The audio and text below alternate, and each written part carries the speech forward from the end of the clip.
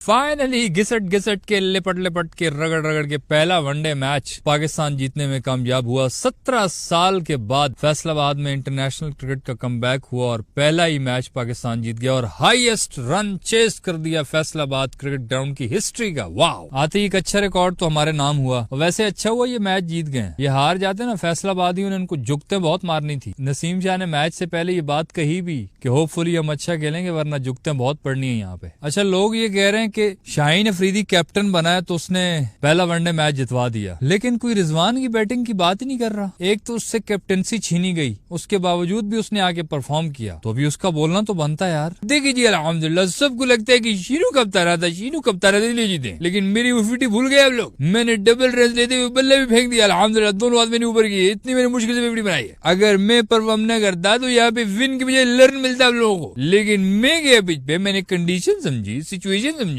फिर मोमेंटम पकड़ा और फिर टीम को लेके गया। हालांकि चाहता तो मैं भी ऐसा कर सकता कि मुझे कप्तानी से हटाए तो मैं परफॉर्म नहीं करूं, लेकिन मेरे अंदर ईमानदारी है। चाहे कैप्टन कोई भी हो, कप्ताना हो, फीमू हो, रूफू हो, शीनू हो, कोई भी कैप्टन हो, मैं अपनी ईमानदारी से परफॉर्म करता हूँ। अल्हम्दुलिल्लाह, बात तो सही है।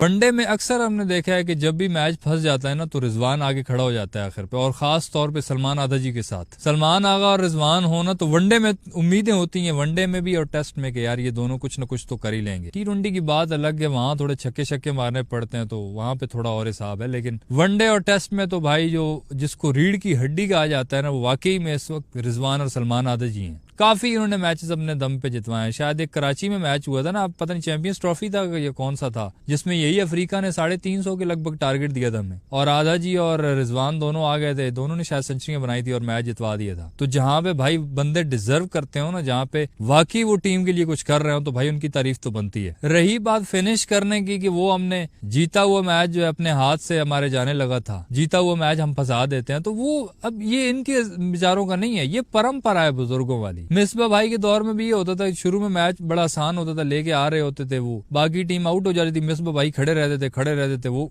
टीम को चला रहे होते थे, कोशिश भी कर रहे होते थे, लेकिन आखिर पे जैसे ही मैच फंसता था ना तो वो आउट होके चले जाते थे शॉट मार के। तो ये परंपरा बहुत पुरानी है। कुछ चीजें होती है जो इंसान के बस में नहीं होती। बेचारे खड़े तो रहे, स्कोर भी किया, उन्होंने मैच आखिर तक लेके भी गए, और आखिर पे जब प्रेशर बनता है तो हमारे फिर सारे वो लाइनें लग जाती हैं बुजुर्गों वाली, तो उसमें हमारा क्या कसूर है यार। असल में हमने ये भी कमिटमेंट की होती है हमारे लड़कों ने कि वारी सबको मिलेगी, तो इसलिए वारी भी तो सबको देनी होती है ना, सबने आउट होना होता है फिर आखिर पे, इसलिए आखिर पे थोड़े जल्दी आउट होते हैं कि बाकियों को भी वारी मिले। वैसे तो 17 साल के बाद यहाँ पे मैच हुआ इंटरनेशनल का, लेकिन फैसलाबाद की जो ओवरऑल हिस्ट्री है ना, सबसे हाईएस्ट रन चेस किया पाकिस्तान ने। इससे पहले किसी ने इतना रन चेज नहीं किया था। हालांकि हमें ये नॉर्मल लग रहा है कि यार ये इतना थोड़ा टारगेट और घिसट पलट के इन्होंने रन चेज किया, लेकिन ये हाईएस्ट रन चेज है यहाँ का। असल में तब क्रिकेट और टाइप की होती थी ना, तब वो नॉर्मल हिसाब होता था, जब 80 बॉलों पे 50 बना लेना बड़ी बात समझी जाती थी। अभी क्रिकेट बहुत ज्यादा चेंज हो गई है, तो अभी ये 264 का टारगेट भी जो इन्होंने चेज किया वो हमें नॉर्मल लग रहा है। हम कह रहे हैं यार जल्दी चेज करना चाहिए था। और साउथ अफ्रीका की ये जो टीम थी, ये तो उनकी 20 टीम है ना, तो इनको तो भाई कूट काट के हराना चाहिए।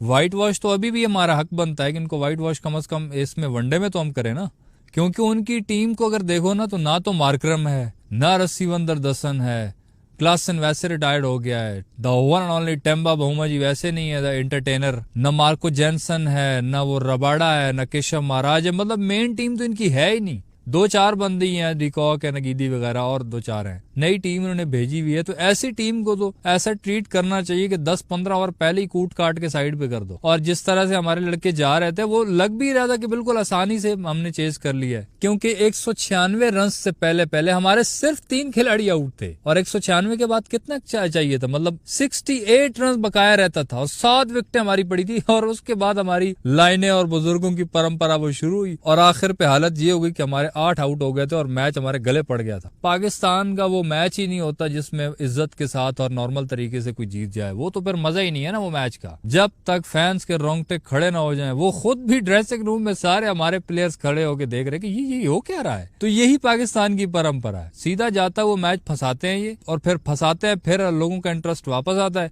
और फिर आखिर पे जीत जाते हैं। असल जो अपने बिजनेस की मार्केटिंग कहते हैं, इसी को कहते हैं, ताकि आखिर तक लोग मैच को देखें। वो यूट्यूब की टर्म में कहा जाता है average view duration, audience retention, ये वही हिसाब है। यूट्यूबर्स की ये कोशिश होती है कि उनकी वीडियो आखिर तक देखी जाए, एवरेज व्यू ड्यूरेशन उनका ज्यादा आएगा तो उनका वो हिसाब किताब जरा अच्छा बनता है ना। तो ये क्रिकेटर जो है ना अपने काम में ये भी माहिर होते हैं। ये शायद इसीलिए करते हैं कि यार दरमियान में छोड़ के चले गए तो जो एडवर्टाइजर्स ने वो पैसा शैसा लगाया हुआ है उनके एड्स तो दिखेंगे नहीं, तो थोड़ा सा मनोरंजन दिखाते हैं। और वैसे भी अगर जल्दी चेस करा दिया तो लोगों को लगे यार नॉर्मल मैच था, आखिर तक लेके जाओ, सस्पेंस होता कि अगली दफा भी लोग आएंगे यार आखिर तक मैच गया था, मजा आ गया। सबसे पहले तो हमारी टीम में जो एक चेंज हुआ है, जो पहले हम 2 ऑलराउंडर्स खिलाने पड़ते थे हमें, वो इस दफा नहीं हुआ। सिर्फ 6 बैट्समैन होते थे और 2 ऑलराउंडर्स होते थे उसके बाद, लेकिन इस दफा क्या था 7 बैट्समैन थे और उसके बाद एक ही ऑलराउंडर था मोहम्मद नवाज। उसकी वजह यह है कि जब से साइम अयूब ने अच्छी बॉलिंग करना शुरू किया ना, तब से वो जो 2 ऑलराउंडर्स खिलाने का वो जो एक प्रेशर होता था ना वो कम हो गया कि यार खैर है एक ही ऑलराउंडर खिला लो, साइम अयूब हमारा जो बैट्समैन है वो ऑलरेडी ऑलराउंडर है तो वो बॉलिंग करा लेगा। वैसे एक हिसाब से देखा जाए तो ये बहुत फायदा होता है इस तरह का, जो बैट्समैन होता है ना, जिस तरह की बॉलिंग साइम अयूब कर रहा है वो कंसिस्टेंटली अच्छी बॉलिंग कर रहा है। शुरू में भी जो पहले 3 आउट उसमें 2 तो उसने किए हुए थे, गुस्ताखी इन्होंने ये कर दी कि ऑलराउंडर जिसको बाहर बैठाया वो कोई और नहीं थे, वो थे आपके हमारे the one and only Rana bin Stokes Ashraf. Rana ji को बाहर बैठा दिया तुम लोगों ने, सारी एंटरटेनमेंट खराब कर दी फैसलाबादियों के लिए। शुरू में तो उनके जो 2 ओपनर 98 रन तक आउट ही नहीं हो रहे, बहुत स्ट्रॉन्ग स्टार्ट मिला था यार अफ्रीका को, साफ लग रहा था ये 300 प्लस करेंगे, लेकिन पता नहीं उनको हुआ क्या बाद में, वो बोस्ट कहीं का वो खड़ा हो गया, वो 264 तक ले गया गया। फिर हमारे बैट्समैनों में फखर और साइम की शुरू में तो अच्छी पार्टनरशिप चली, लेकिन जो क्राउड बेचारा आया था बाबर आजम को देखने के लिए, बाबर चल रहा है, लेकिन बाबर 7 रन पे फिर वही लेफ्ट आर्म स्पिनर के हाथों एलबीडब्ल्यू आउट हो गया। बहरहाल 12 बॉलों पे 7 रन बना के वो चला गया। साइम अयूब 39 कर गया, फखर जमान 45 कर गया, रिजवान 55 और सलमान आताजी 62 रन। जब मैच इतना फंस गया कि 7 बॉलों पे 10 रन चाहिए थे ना, तब मैंने कहा ले फिर आ गए अपनी पे, तेरे को कहा लगा था ऐसे जीतेंगे, गलत, जब तक घसीटेंगे नहीं तब तक जीतेंगे नहीं। वो बिल्कुल उसने बल्ले के नीचे, तो नवाज भाई ने जो सीधा यूं किया तो शुक्र है वो स्ट्रेट छक्का लग गया। मैंने कहा ओहो, फिर 6 बॉलों पे 4 रन चाहिए, फिर मैच फंसा दिया। फिर मैच में नवाज साहब आउट हो गए, वो भी चले गए। तो सुभान अल्लाह, सदके जाऊं मैं तुम लोग, बड़ी मुश्किल से आके नसीम शाह के भी आके पैड पे लगी तो आखिरी 1 रन हमसे बना। Thank you so much. पूरी इंटरटेनमेंट हुई, पूरा मजा आया जितना हो सकता था, क्राउड का भी और मैच का भी। लेकिन एक चीज का मजा नहीं आया, जो कैमरा क्वालिटी, यार ये क्या है यार, ये बार बार ये पिक्चर्स आती हैं कसम से उधर ऑस्ट्रेलिया के अंदर जो उनके मैचेस चल रहे हैं, क्या कैमरा क्वालिटी है यार, क्या उनके ग्राउंड। हमने तो लाहौर पे भी पता नहीं करोड़ों अरबों लगा दिए, वो जब मैच हो रहा था फिर वो धुंधला।